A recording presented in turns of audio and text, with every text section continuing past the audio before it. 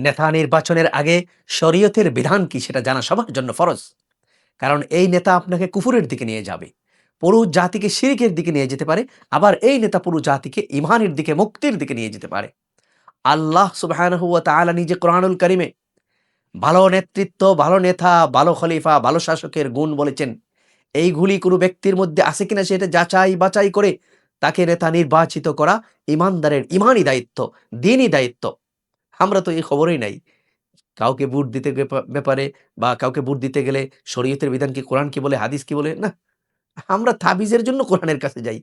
নেতা নির্বাচনের ক্ষেত্রে আমরা কোরআনের কাছে যাই না। অথচ আল্লাহ বলেছেন এই কোরআন হচ্ছে তিবয়ানাল লিকুল্লি শাই। জীবনের সব সমস্যার সমাধান এই কোরআনুল কারিমে আছে। তো কোরআনুল কারিমে আল্লাহ বলেছেন নেতার গুণ কি? ইয়া দাউদু ইন্না জাআলনাকা খলিফাতান ফিল আরদ ফাহকুম বাইনান নাসি বিমা আনজালাল্লাহ। ভালো নেতার, আপনার মুসলমানের নেতার ১ নম্বর গুণ হলো যে সে মানুষকে আল্লাহর বিধান অনুযায়ী শাসন করবে। যদি এই নেতৃত্ব তার মধ্যে থাকে তাহলে সে আপনি মুসলমান হিসেবে আপনার সমর্থন পাওয়ার যোগ্য। আর না হলে কোনোভাবেই নয়। আল্লাহ বলেছেন দাউদ তোমাকে শাসক বানিয়েছি, তুমি আল্লাহর বিধান দিয়ে মানুষকে শাসন করো। ২ নাম্বার গুণ হলো সে আমানতদার কিনা। ইন্নাল্লাহা ইয়া'মুরুকুম আন তুআদ্দুল আমানাতি ইলা আহলিহা ওয়া ইযা হাকামতুম বাইনান নাস আন তাহকুমু বিল আদল। সে আমানতদার কিনা, জনগণের জান-মালের আমানত সে রক্ষা করতে পারবে কিনা। ৩ নাম্বার হচ্ছে সে আদল, ইনসাফ, ন্যায় বিচার দেশে প্রতিষ্ঠা করবে কিনা।